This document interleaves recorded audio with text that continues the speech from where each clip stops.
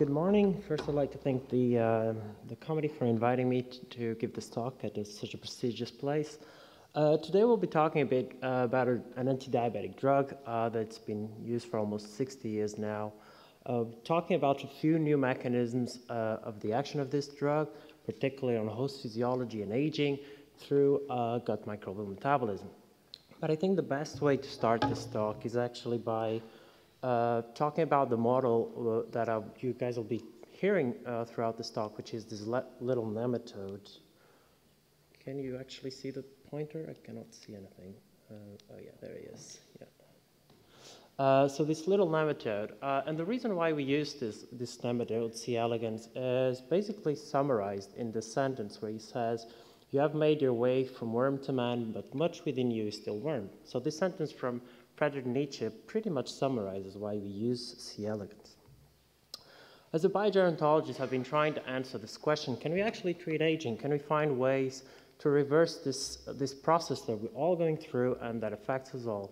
And here, this question actually has been asked already for almost 500 years. You can actually see people jumping into this swimming pool, this fountain of youth, jumping when they're old and coming on the other side actually young.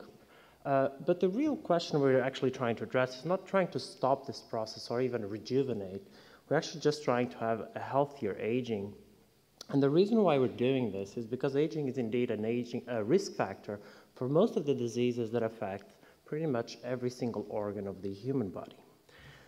If you look at the statistics about populations and the evolution of the population throughout the last century, you can actually see that almost a quarter of the population is now over, or will be in prediction in 2051, will be over 65 years old. And this has a very important impact both at the society level and also at the economical level, given the burden of all these diseases on the health systems. So as biogerontologists, we believe that if we can find the mechanisms of aging and potentially treat aging, we will be able to solve many of the diseases that are very strongly associated with aging, whether it's cancer, whether it's type 2 diabetes, and so on. So are we actually going to achieve this? One way to do this, we believe that if we can find dietary restriction mimetics, we have a good chance of actually solving this problem. Dietary restriction has been tested in many organisms, from Saccharomyces cerevisiae to primates, with very good effects both on health span and on lifespan.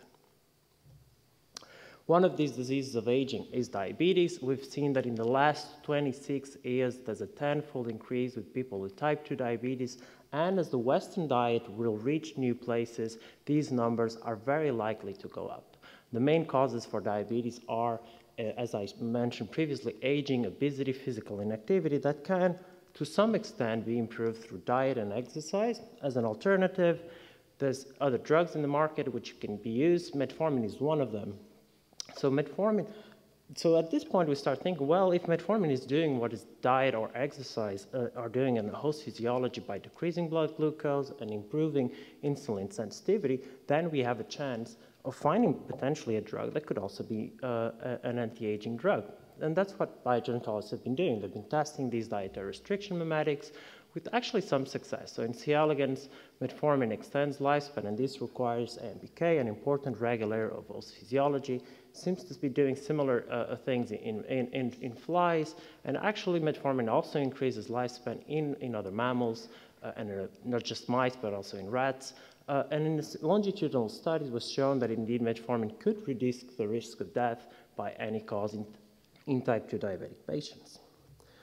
So for those who are not used to looking at lifespan curves, we usually look at when 50% of the population here in the y-axis reaches, and you can see here the control, the black line, and you can see that about day 20, half of the population is dead by that time. And when you start administering the drug, you can see that at 50 millimolar, you see a very strong increase in this mean lifespan.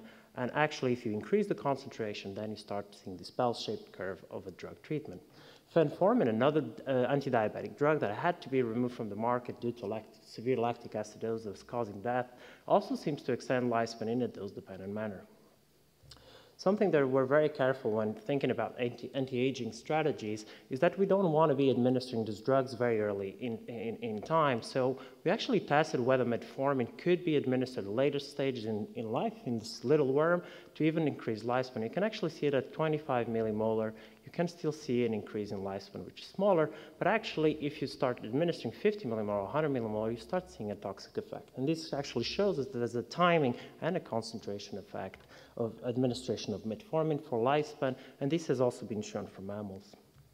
A study from the Driscoll lab showed that indeed if the mutant, and this is one of the advantages of C. elegans, you can have genetic models that can induce specific phenotypes. So these worms are constitutively under dietary restriction, and when you give them metformin, you won't see this extension of lifespan. And this strongly suggests that metformin might be acting as a dietary restriction mimetic.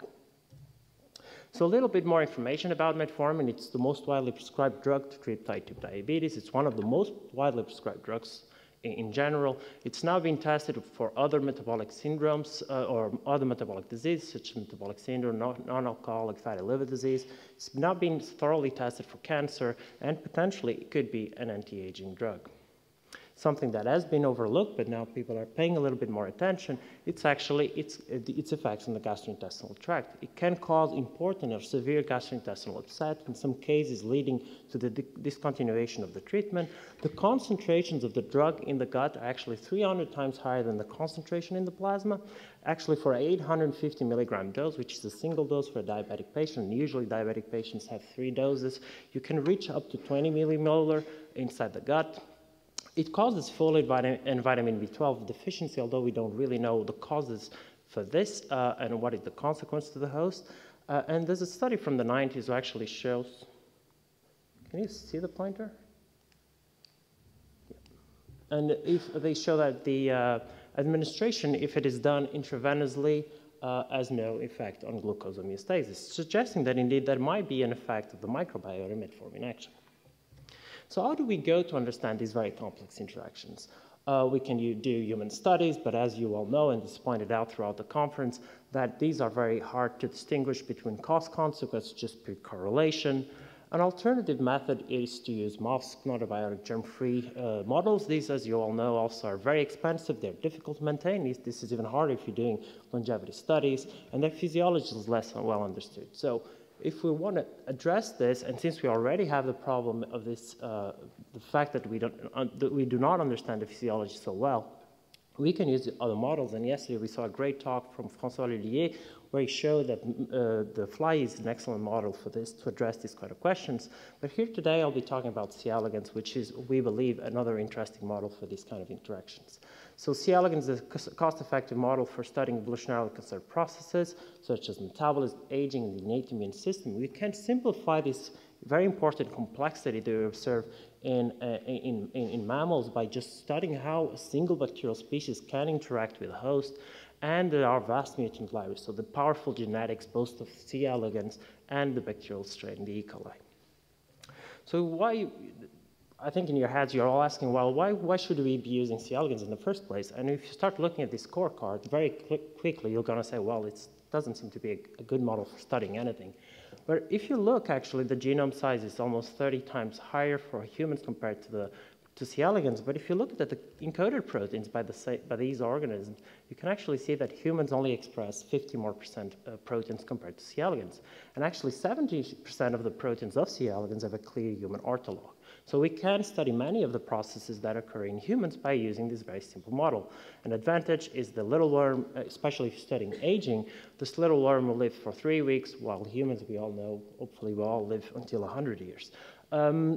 So in addition to that, not only there's that advantage, but also the C. elegans basically it's just a moving gut. It's very well conserved. It's composed by 20 cells that surround a lumen that contain bacteria. And here, another advantage of C. elegans, it's a transparent organism that you can actually study processes in real time. And here you can see bacteria expressing a red bacteria. And the structure of the cells are very similar, are strikingly similar to a human cell. But more important than that is actually that the functions of the microbiota in C. elegans are very well conserved compared to humans. So not only the typical conservation of one eukaryotic cell to 9 prokaryotic cells, this is also observed in an adult of C. elegans, but more important is the function that these microbes exert on the host, such as protecting against other pathogens, maturing the immune system, and so on and so on. And the lab is particularly interesting in how the bacteria can metabolize xenobiotics and the effects of these in the host by using the little worm. So there's different mechanisms by which we believe the microbiota might be involved in how metformin influence different physiological parameters. One of them is structure by changing the different proportions of the bacterial species in the gut, or by actually acting directly on specific metabolic pathways of the bacteria to promote a specific effect. And first I'll be talking about some of the studies, and then I'll move on into a recent study that we published. So there's this great paper from the Bacchid lab where he actually showed that metformin could strongly alter the bacterial species in the gut of diabetic patients for a long treatment. And another study published in Gut by a Korean lab actually showed that metformin was doing these changes in the different proportions of the bacteria, leading to an increase in this particular species, Akkermansia, which they then claim to be responsible for the glucose homeostasis caused by that metformin has in diet-induced obese mice. So in this graph, you can actually see that they compared and tried to find situation or bacterial species that were underrepresented on a high-fat diet compared to a normal diet, and that this was restored by metformin treatment. So you can see that indeed Akkermansia is strongly underrepresented in the high-fat diet compared to the normal diet or the metformin-treated a normal chow. But when you actually have high-fat diet plus metformin, Akkermansia seems to be restored. So they start following a little bit into this, and you can see that indeed either metformin treatment or Akkermansia supplementation by gavage in these mice can increase the number of mucin-producing cells. And here in these black spots, the goblet cells, you can see there's an increase in these compared to a high-fat diet and the normal. So here is the quantification. You can actually see the high-fat diet decreases this number of goblet cells, and it's restored by both either metformin or Akkermansia gavage. They actually went to see if this was responsible for the glucose tolerance effects. And indeed, metformin improves glucose tolerance, and similarly, Akkermansia seems to be doing the same. But until here, everything was just simply correlational. But they went a little bit further and tried to understand whether these changes in the microbiota were responsible for the effects of metformin. So they treated these mice with a cocktail of antibiotics in a high-fat diet, and they could see that this improved the phenotype. But when you added it in combination with metformin, there was not an additive effect, suggesting that indeed these changes in the microbiome were responsible for the glucose homeostasis induced by metformin. The big question is, if high-fat diet or high-sugar diet are strongly altering or creating a dysbiotic state that could lead to insulin resistance and dyslipidemia or disrupted cardiac function, how is actually metformin bringing back these changes? What is actually going on to bring this insulin sensitivity and potentially some anti-aging effects? So we did some work on this, which started almost 4 years ago now. And we published a paper where we tried to understand whether metformin is acting directly on the E. coli, directly on the host, which is most of the drugs that we actually take, or actually a combination of both. So basically, taking a little bit of what Peter showed yesterday, when you have a drug, this drug can be either biotransformed, leading to the inactivation of the compound, a further activation of the compound that will have an effect on the host, or even producing something that becomes toxic to the host. An alternative is the drugs will act as antibiotics. This can have a strong arresting effect on bacterial growth, and this will act also on host physiology. Or something even more complex, where you have a drug indirectly acting on the bacteria, but as most drugs will do, will have a direct effect on the host, and there's a very different symbiotic change in their interaction.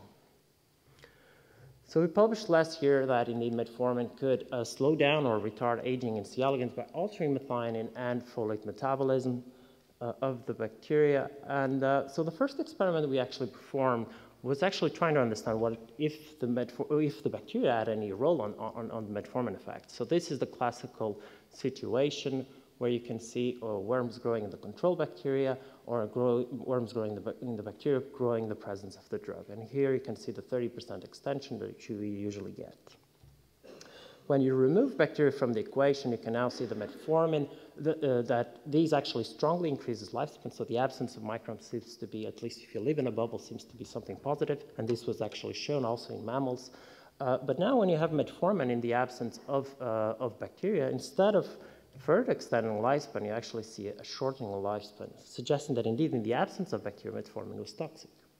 So we followed this up since it was such a striking result, and we tested this in two different ways. One of the ways that we did, it was actually growing bacteria in the presence of metformin or in the absence of metformin, transferring that bacteria to plates that didn't have the drug, and then tested whether this could extend lifespan.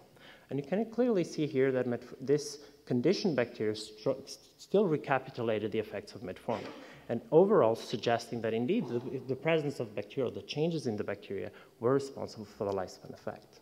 So at this point, we start wondering, well, what kind of changes are occurring in the microbe? So this is just a simple bacterial growth curve, and you can see that metformin strongly impairs bacterial growth in a dose-dependent manner at the concentrations we saw having an effect on lifespan. We could actually correlate the effects of bacterial growth and lifespan in a very strong correlation between the two. So the more the bacteria is impaired, the more likely they are to promote a positive effect on lifespan. And then we start trying to understand what is actually happening to this bacterium. For that we used a bacteria that contains a plasmid that confers resistance to a wide variety of antibiotics and other treatments. And we can actually see that even in this bacteria, if instead of having the control bacteria, metformin was still extending lifespan in a similar manner, suggesting that potentially a new mechanism of action was in place. So at this point, we're a bit lost. We're trying to find what was actually going on. We tested many things that we knew were affecting lifespan of C. elegans through the interaction with the bacteria. This includes E. coli proliferation, altering lipopolysaccharides, and reducing respiration. And if you know a little bit about metformin, the literature says that it acts as a complex 1 inhibitor, but we're able to disprove all this.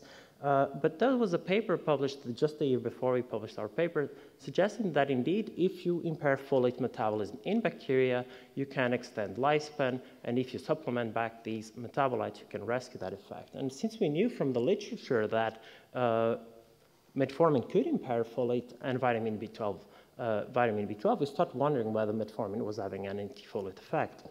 So in collaboration with Nick Green at the Institute of Child Health, we started looking at folate metabolism. I'm not going to go over this, otherwise you'll all be sleeping, and I know it's quite early. But after mathematical analysis, you can actually see that it's a striking change with the metformin treatment. And after doing analysis to this, we basically came to the conclusion that metformin was creating what we call in the field as a methyl trap. So 5-methyltetrahydrofolate, an important folate donor, cannot be converted to tetrahydrofolate and methionine. So at this point, we wanted to know whether this change, this particular impairment of folate metabolism, was responsible for our lifespan effect. So for that, we use a different approach where we use an antibiotic, a trimethoprim that specifically inhibits dihydrofolate reductase, but only of the bacteria, not of the host. So it will only affect the bacteria. When you do give or administer this drug with different concentrations, you can see a dose-dependent effect on lifespan. But then we start wondering what actually happens if you combine it with 50 millimolar metformin. You increase the concentration of trimethoprim, but you maintain the concentration of metformin. And this is what actually happens. So at low doses of trimethoprim with 50 millimolar metformin, you can actually see a small additive synergistic effect. But then as you increase the concentrations of trimethoprim and you maintain that metformin, we start seeing a decrease in this lifespan effect. And we start wondering why this was actually happening. So you can see this PCA analysis, and you can see that both metformin and the trimethoprim method actually strongly change this metabolic print. But actually, when you combine trimethoprim and metformin at the highest concentration of trimethoprim, they actually adopt the same metabolic pattern as trimethoprim itself. So this is actually telling us that if you inhibit the folate cycle very early on with very high concentrations of of trimethoprim, metformin completely loses its positive effect on lifespan, strongly suggesting and potentially explaining what we were observing in the lifespan effect. So at this point, we thought we had fully figured out what metformin was doing, at least to the bacteria, so we started looking a little bit into the host. So the first thing we looked into was folate metabolism, whether folate metabolism was restricted or altered in the host, and we're surprised to see that this was not the case. However, we do know that folate metabolism and methionine metabolism are strongly connected, and we actually saw that acetylenisyl methionine here, that is derived from methionine, was strongly deregulated in the metformin-treated worms. So, and we also know that indeed methionine is an important amino acid to mediate the effects of dietary restriction in many animals, here in Drosophila, but it's also been shown in mammals. So again, having the advantage of having a wide variety of mutants, we tested whether this methionine restriction could potentially explain the lifespan effect. So here, when you use a methionine synthase mutant that cannot produce methionine from 5-methyltetrahydrofolate or homocysteine, it can actually have to take it all from the bacteria. And since the bacteria can provide them as much methionine as they need, it's not surprising that the methionine synthase mutant actually has a perfectly normal lifespan. But what happens now when you combine it with metformin? Since metformin is not providing any methionine because it's blocking it, and because the host cannot produce its own methionine, we actually see an additive synergistic effect, showing a strong interaction between these two things and suggesting that indeed methionine restriction could be the potential mechanism. So we show that metformin will have either a positive or a negative effect on lifespan, whether it can inhibit folate or methionine in bacteria. If you actually provide a bacterial strain that is resistant or less sensitive to the effect of metformin, you will not see this positive effect, or if in the absence of bacteria, you won't see a positive effect on lifespan. I don't have time to go over more data that we published in the paper, but we also show actually that metformin has this very complex scenario that it also has a direct effect on the host, but it does it by upregulating genes that are involved in detoxification and stress resistance. So a little bit of unpublished data. So we're actually looking whether metformin could also not just improve lifespan, but also health span. So these are worms, and for those who are not used to look at worms, I think it's very obvious. If you compare the situation, we have a bacterial strain that is sensitive to the effects of metformin and treated with metformin. These are very much more robust, they're bigger, and they actually maintain this robustness almost throughout life. If you give metformin, but there's a resistant strain, you actually see that this effect is much more minor compared to the control strain. So we actually start measuring the size of the worms, which is a good indication of health span. You can see that throughout aging, as we go also through this process, we get to our peak of health span, and then we start decreasing. Same thing happens with worms, and you can see here they peak at day 8 and they start decreasing. But this is actually delayed or actually even improved with metformin. The worms get much better and they maintain that state for longer periods. We're actually able to show that this improvement by metformin is completely dependent on the bacteria, but not on genes that were shown to regulate the lifespan effect. So there's a difference between the genes that mediate one type of phenotype and the other type of phenotype. But actually, if the worms are growing this bacterial strain that is resistant to metformin, you do not see this improvement. They actually start decreasing quite fast.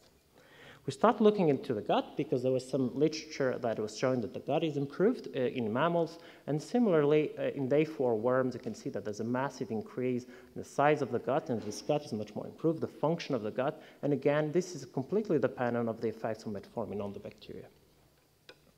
And finally, again, using the advantage of using this genetic model, we can actually test in a very direct way whether this improvement of gut function could be responsible for the lifespan effect. And you can actually see if the worms are defective in these gut functions, if you administer metformin, you do not see the effect of lifespan that we would see on the wild-type worm, strongly suggesting that this gut improvement by metformin treatment is important for the lifespan effect. So I'm not going to go over and I think this is going to stay for potentially for a new talk. We're now trying to understand what happens when you treat patients with metformin and you stop the treatment. What is the consequence of having had these changes or stable changes in the microbiome? And I think we're now at a point where we're collecting really exciting data, and hopefully you'll hear from it soon. So I just want to finish by thanking the people in my lab. This is just starting a lab. We've been working for almost 8 months now on our own. The previous labs that have been collaborating, particularly in this project, and Peter Offner and Nick that have also contributed specifically to this work. So I'd like to thank you for listening, and I'm looking forward to questions. Thank you.